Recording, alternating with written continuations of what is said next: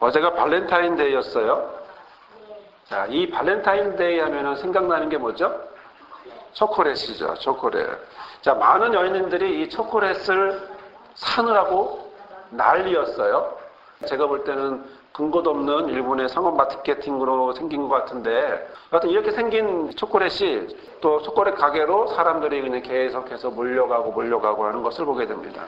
그런데 요즘 보니까 한술 더 뜬 거 있는데 뭐냐면, 요즘은 초콜릿만 사는 게 아니고 거기에 선물도 같이 해요. 그러다 보니까 초콜릿 바구니와 또 옆에 또 하나의 선물, 뭐 mp3라든가 등등의 상대가 원하는 그런 선물들을 하게 되죠.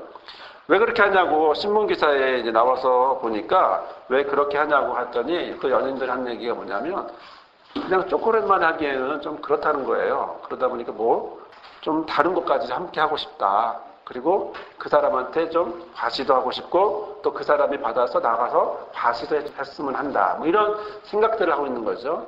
그러다 보니까 한 손에는 한 바구니 초콜릿, 또 한 손에는 고가의 선물. 이러니까 그걸 선물하는 이런 모습은 아무래도 부담이 되겠죠. 그러나 그것을 위해서 하고 있는 것을 보게 되는데요. 자, 그러나 또 한 달이 되면 또 하나 이번엔 뭘로 또 움직입니까? 사탕으로 움직이겠죠. 이런 신문 기사를 보다가 참 안타까운 것은요. 사람의 사랑을 표현하는데 좀 다른 게 없을까? 꼭 그렇게 물질과 어떤 도구로 할 수밖에 없을까 고민이 되더라고요. 안타까움을 경험하게 되는데요. 좀 과시하지 않고 좀 남들이 보지 않게 남들하고 상관없이 자기 스스로의 마음을 그대로 표현할 수 있는 그런 사랑의 표현이 있었으면 하는 생각이 들더라고요. 그러면서도 또 하나의 기사를 봤는데 좀 그 기사가 마음을 아프게 했는데요.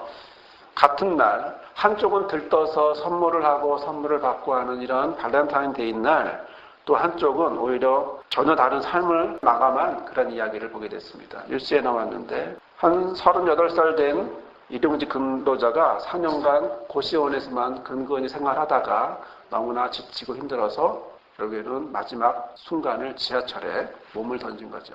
또 슬픈 사실은 또 그 시신을 건지기 위해서 갔던 73세의 장례식장 직원이 그걸 건지려다가 또 사고를 당해서 이제 돌아가셨습니다. 같은 하늘 아래 살면서 같은 날을 보내면서 참 여러 가지 모양으로 참 안타깝고 쓸쓸한 모습이 있지 않는가 이런 생각을 한번 해봤습니다. 그러나 어디 이렇게 이런 모양만 있겠습니까? 사람이 많으면 각각의 삶대로 각각의 모양들이 있겠죠. 저의 모습이나 여러분의 모습이나 한 주간을 살아가면서 그렇게 순탄하거나 편하거나 기쁘게 한 주간을 살아갔다기보다는 오히려 고민하게 되고 걱정하게 되고 또 감정적으로 화나기도 하고 슬프기도 한 그런 한 주간을 보내지 않았을까 싶어요. 저 역시도 그런 한 주간을 보냈다고 생각이 드는데요. 우리 교회가 이제 1년 8개월 된 개척교회입니다. 1년 8개월이 됐기 때문에 여러 가지 고민을 하게 되죠. 고민할 수밖에 없는 건 현실에 대한, 상황에 대한, 내가 있는 이 자리가 어떤 자리인가. 결국 모든 사람의 고민은 내가 있는 이 자리가 어떤 자리인가, 내 곧 삶의 자리가 어떤 삶의 자리인가 때문에 고민을 하게 되어 있는데, 저 역시도 목사라는 이름으로 있지만은, 그러나 목사라는 자리를 있지만 고민할 수밖에 없고, 괴로워할 수밖에 없고, 또 그러면서 또 기도하면서 위로받기도 하고, 이런 모습으로 한 주간을 보냈던 것 같습니다. 여러분들은 아마 목사님들은 무슨 고민할까 싶겠죠. 그러나 목사도 고민합니다. 왜냐하면 이게 저의 삶의 자리거든요. 여러분이 있는 그 자리가 여러분의 삶의 자리이듯이 여기가 저의 삶의 자리이다 보니까 여기에 저는 고민을 하게 됩니다. 제 고민은 뭐냐면요. 제 고민을 하나로 간단하게 대답을 하면 뭘까 생각해 봤더니 그건 뭐냐면 답답함이에요. 답답함. 무슨 말이냐면 하나님의 인도함으로 하나님이 우리 교회와 저에 대해서 우리 목회와 이런 것에 대해서 장래사를 보여주셨어요. 먼 미래까지도 보여주셨거든요. 그런데 참 어려운 건 뭐냐면 내 코앞은 모르겠어요. 멀리는 이렇게 갈 거라는 걸 알겠어요. 먼 미래에 이렇게 갈 거라는 걸 알겠어요. 사실 우리 교회가 10년 전에 하나님의 허락하셔서 이 땅에 개척하기를 하나님이 알려주셨고 또 6년 전에 이 땅을 보게 하시고 그 다음부터 땅밖에 기도하면서 모두가 믿을 수 없는 상황이고 저도 받아들일 수 없는 상황이지만 여하튼 여기에 하나님의 인도함으로 그리고 정말 하나님 주신 그 날에 개척을 하게 돼서 1년 8개월이라고 하는 이 긴 시간이 지나갔는데 그래서 우리에게 주신 정말 장래사를 알고 우리 교회가 어떻게 할 것이고 나의 은퇴는 어떤 이런 것도 다 알겠는데 고민은 뭐냐면 이 달은 뭐냐 이거예요. 다음 달은 어떻게 될 거냐는 거죠. 이게 제 고민이고 이번 주 고민하면서 기도하면서 가슴 아파하면서 그렇게 지내는데요. 그러다 보니까 어떤 생각을 자꾸 하게 되냐면 누군가가 이 답답함을 좀 풀어줬으면 좋겠어요. 누군가가 이 답답함을 좀 알려줬으면 좋겠어요. 그래서 자꾸 기도하기보다는 마음이 어디로 갔냐면 누군가에게 좀 더 나보다 더 뛰어난 영성을 가진 분에게 가서 부탁하고 싶기도 하고 물어보고 싶기도 하는 거예요. 혹시 저 사람한테 가면 얘기해 줄까? 그래서 찾아가서 얘기해보고 싶은. 그러나 답은 알아요. 그분도 역시 몰라요. 왜냐하면 그분은 역시 그분대로 삶을 또 힘들게 살아가고 있거든요. 저 역시도 이 자리에서 이렇게 살아가고 있고요. 그래서 저의 자리나 그의 자리나 각각 기도하면서 하나님의 인도함 받아서 살아갈 수밖에 없는, 누군가가 답을 다음 달에는 뭐 하고 그 다음 달에는 뭐 할 거야, 그 다음 달에는 이런 일 저런 일 있을 거야, 이걸 내가 바라지만 그러나 한 번도 그런 적은 없었고 지금까지 지내온 10년의 삶을 볼 때 그때마다 또 하나님의 인도함으로 왔던 것을 고백하면, 그걸 바라보면 이게 그렇게 답답하다고 누군가를 찾아가서 물어볼 일이 아니라 결국에는 하나님 앞에 나아가서 물어보고 대답을 들을 수밖에 없겠구나, 그런 생각이 듭니다. 목사로서가 아니라 이 시대를 살아가는 한 사람으로 저는 제자리에서 고민하고 이 자리에서 힘들어하고 그러면서도 또 응답받고 살아가죠. 아마 여러분도, 저와 똑같이 여러분도 그런 삶을 살지 않을까, 이런 생각을 해봤습니다. 그러면서 하나님이 저에게 주신 이번 주의 위로는 두 가지였습니다. 말씀을 주셨는데 하나는 뭐냐면 고린도전서 13장 11, 12절에 있는 말씀이었는데, 내가 어렸을 때는 말하는 것이 어린아이와 같고 깨닫는 것이 어린아이와 같고 생각하는 것이 어린아이 같다가 장성한 사람이 되어서는 어린아이를 버렸노라. 우리가 이제는 거울을 보는 것 같이 희미하나 그때에는 얼굴과 얼굴을 대하여 볼 것이요 이제는 내가 부분적으로 하나 그때에는 주께서 나를 아신 것 같이 내가 온전히 알리라. 지금은 어렵지만, 지금은 희미하지만, 그러나 그날이 되면, 지금은 누군가에게 막 묻고 싶고 답답해서 누군가를 찾아가고 싶고 그 사람한테 물어보고 대답 이렇게 생각하지만, 그러나 그것이 아니라 지금은 부족하지만 그러나 이렇게 가는 게 답인가. 그러면서 또 하나 허락하신 말씀이 있어서 함께 나누고 싶은 거, 로마서 14장 22, 23절이었는데요.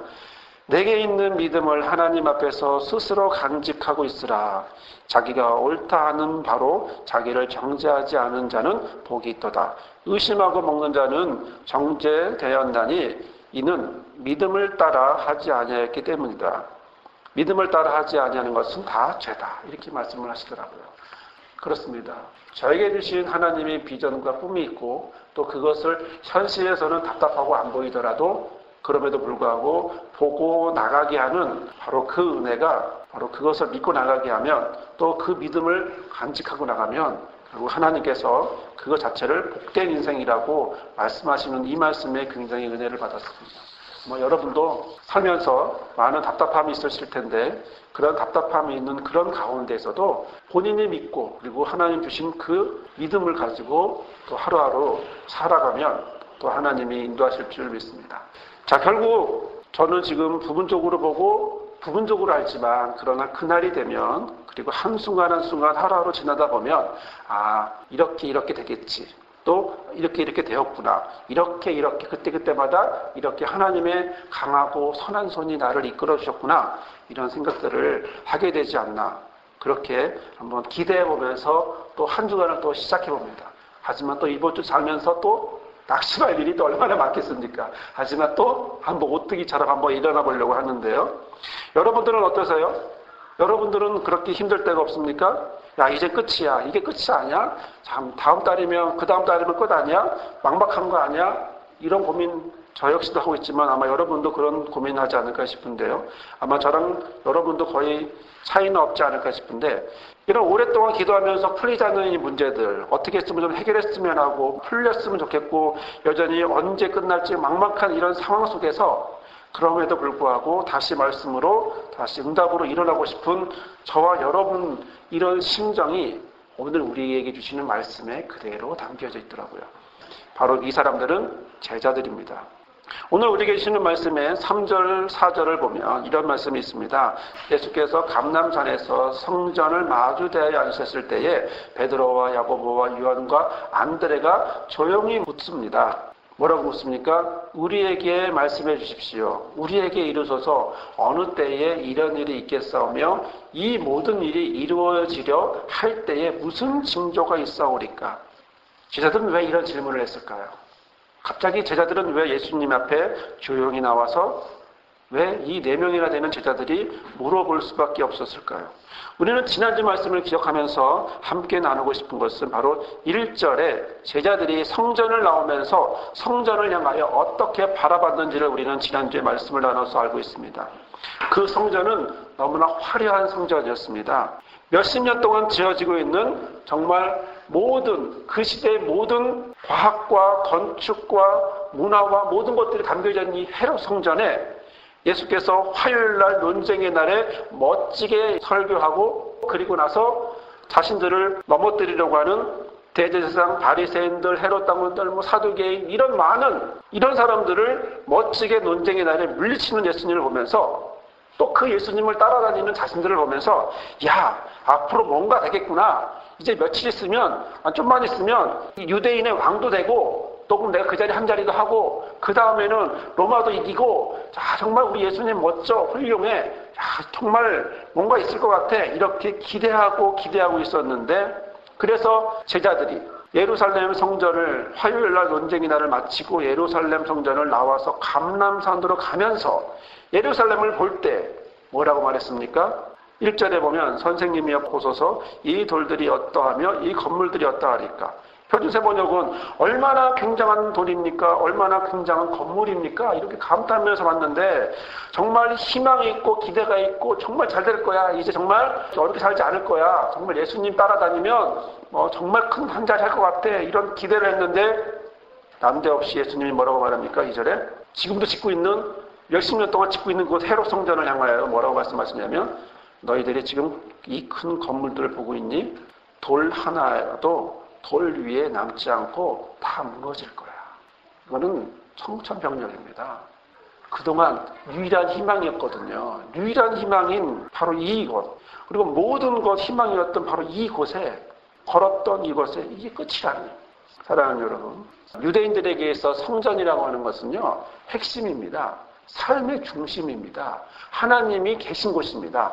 하나님이 계시고 유대민족을 있게 하고 또 유대민족을 살아가게 하고 유일하게 예배를 드리게 하는 바로 그곳에서 바로 그곳이 무너진다는 거예요. 뭐예요? 내 삶의 중심이 끝난다는 거죠. 내가 유일하게 믿었던 바로 그것이 이제 끝난다는 거죠. 여러분들은 어떤 걸 믿고 사십니까?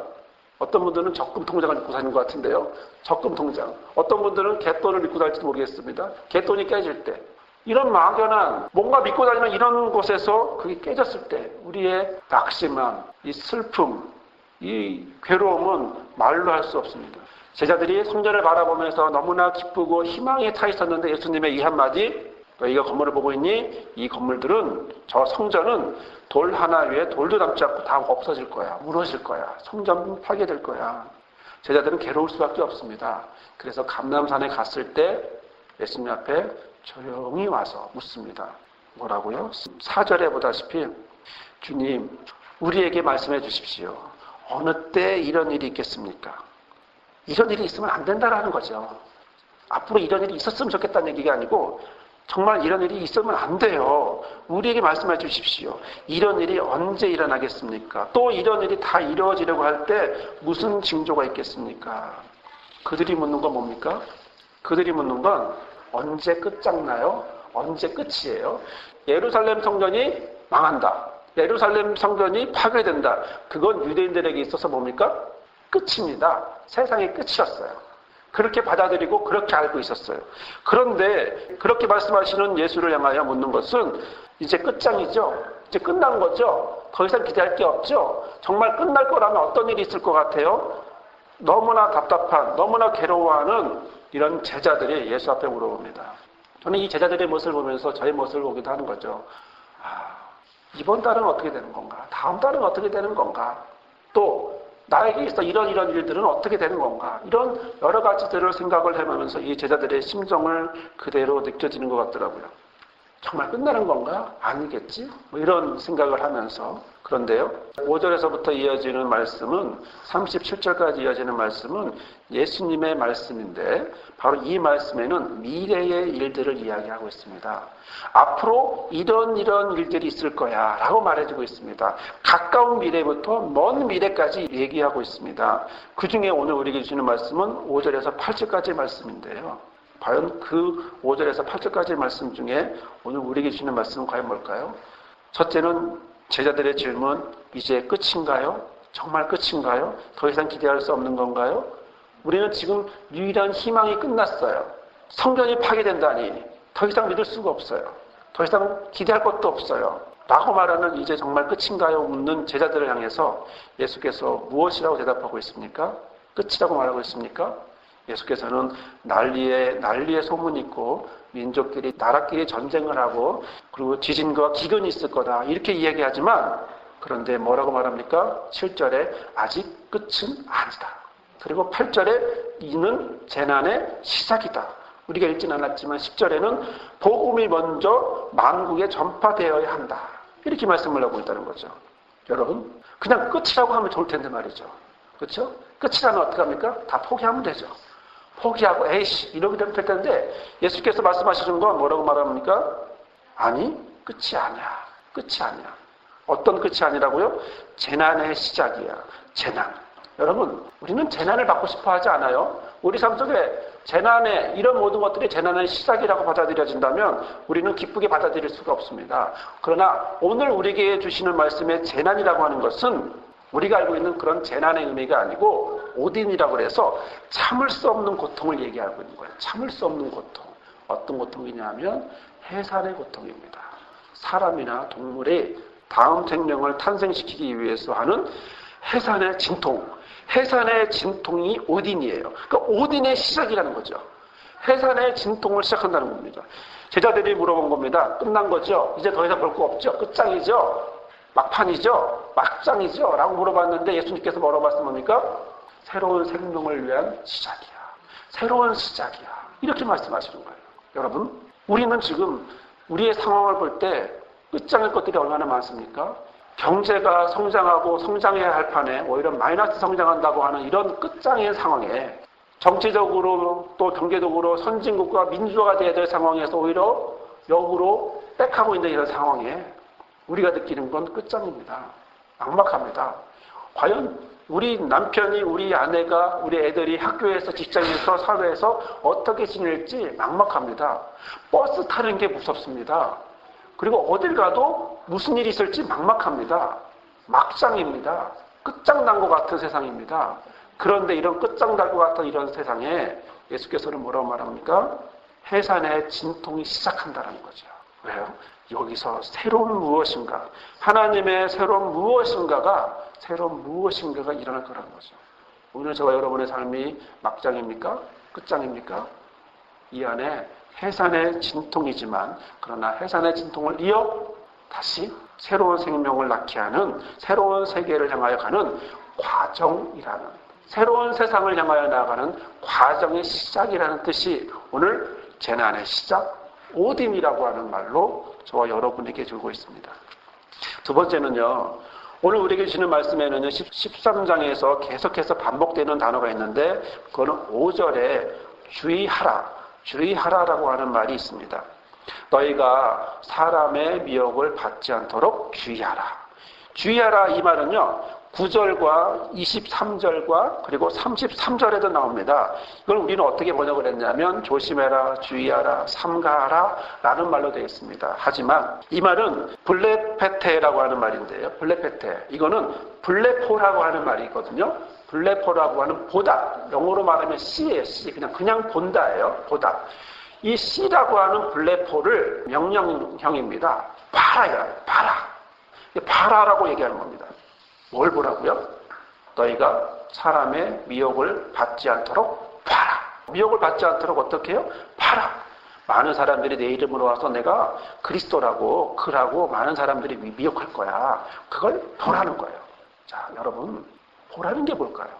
자, 예수님은요, 우리가 2절의 말씀을 보다 보면 예수님이 뭐라고 말씀하냐면 네가 이 큰 건물들을 보느냐라고 되어 있습니다. 이 보느냐가 이 블레포예요. 보느냐. 네가 이 큰 성전들을 보느냐? 본다라는 거죠. 자, 제자들은요, 성전을 어떻게 보고 있습니까? 그냥 보고 있습니까? 아니요. 그 성전에서 앞으로 무슨 일이 있을 거다. 자신에게 특별한 무슨 일이 있을 거다. 예수님이 한 자리 차지하면 나는 거기서 또 한 자리 차지할 것 같은 그런 기대와 희망이라는 바로 그 눈으로 성전을 바라보고 있는 거예요. 그런데 성전이 얼마나 멋있어요. 그런 성전이 얼마나 화려하겠어요. 가뜩이나 화려한데 그곳에서 이렇게 있을 거라고 생각하니 얼마나 멋있어요. 자, 그런데 오늘 예수께서는 뭐라고 말씀하시냐면 2절에 네가 그 큰 건물들을 보고 있냐? 블레포하고 있냐? 무슨 얘기냐면 사심을 갖지 않고 있는 그대로 보고 있냐라는 거예요. 그대로, 있는 그대로. 물이 반이 있다면 물이 반씩이나 반밖에가 아니라 반이라는 거예요.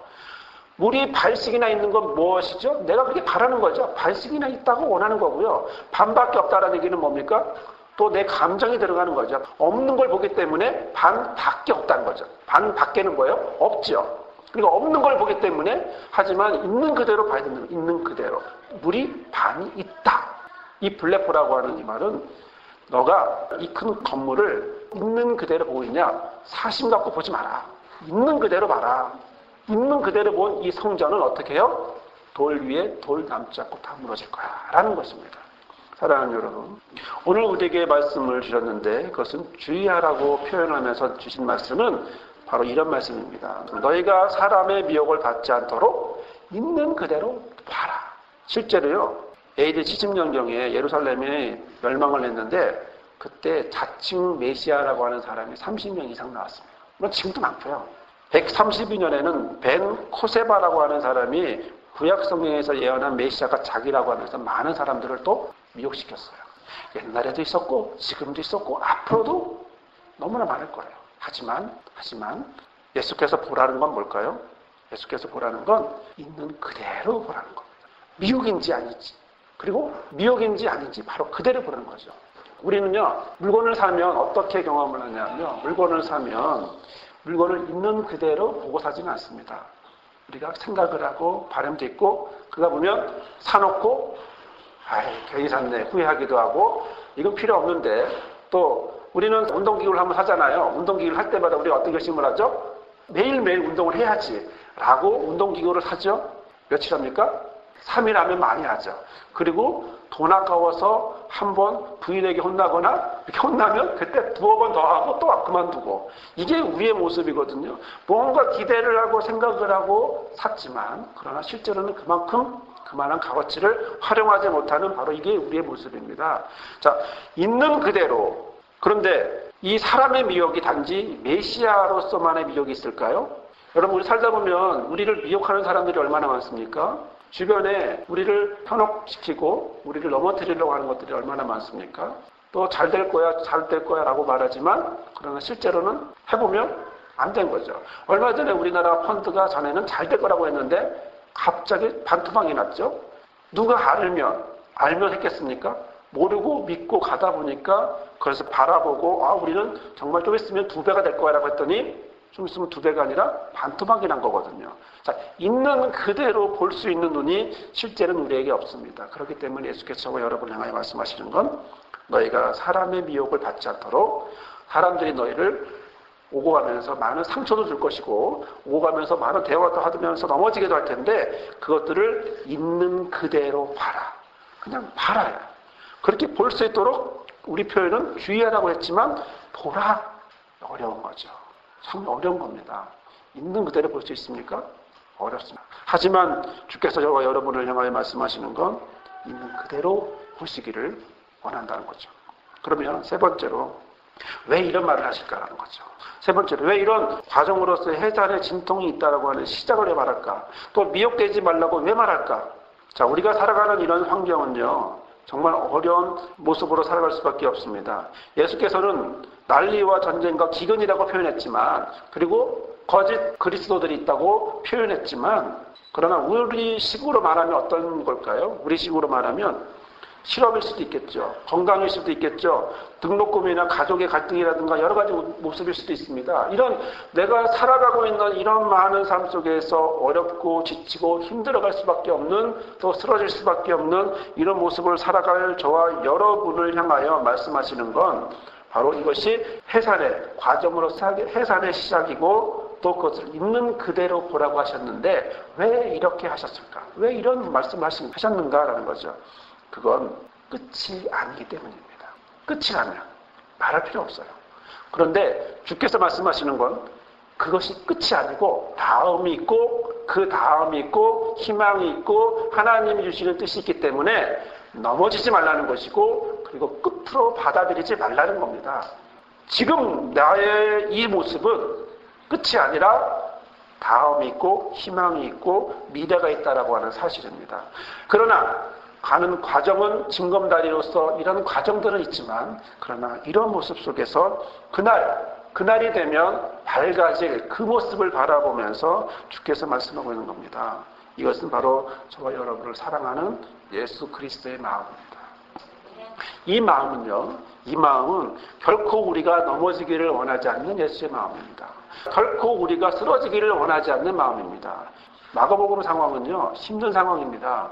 마가복음 상황은 지금 65년에서 70년 사이에 예루살렘 성전을 함락되기 전 사이에 써졌는데, 이때도 이미 예수 믿는다고 수많은 사람들이 핍박받고 있던 어려운 상황입니다. 그런데 그 상황 속에서 예수께서 말씀하시는 건 어려움이 있지만 그게 끝장이 아니라는 거죠. 끝이 아니라는 거죠. 거기에는 다시 재난의 시작, 즉 진통의 시작이 있다라고 말씀하고 있는 것이고, 새로운 시작이, 새로운 생명이 태어날 거라고 하는, 새로운 희망이 있을 거라고 하는 그 희망을 말씀하고 있기 때문입니다.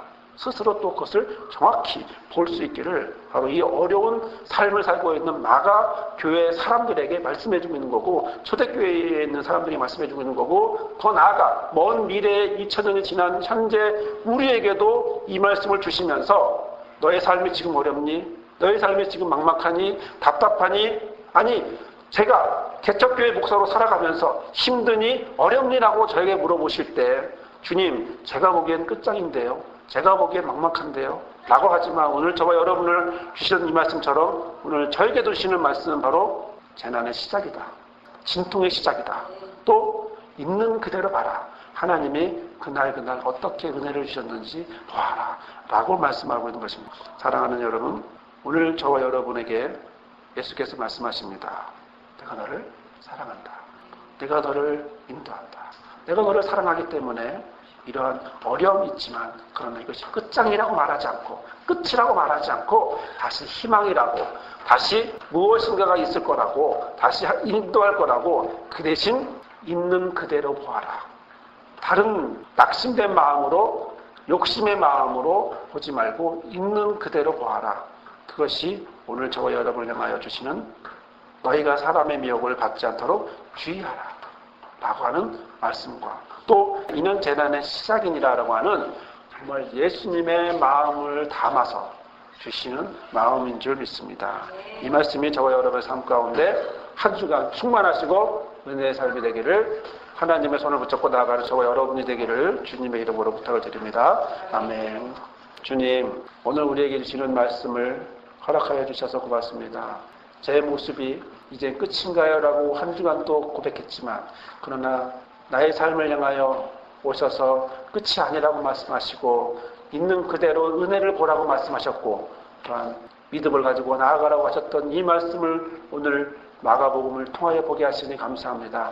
어렵게 살아가는 마가 공동체의 교인들이, 그러나 그들을 향하여 예수께서 사랑하셔서 말씀하신 것처럼 오늘 이 시간, 2000년이 지난 이 시간에도 어려운 삶을 살아갈 수밖에 없는 우리의 모습이 끝이 아닌 새로운 시작이고, 또 있는 그대로 보기를 원하는 예수 그리스도의 마음을 담아서 한 주간 또 살아가려 합니다. 주님, 우리의 손을 붙잡아 주시고 동행하여 주옵소서.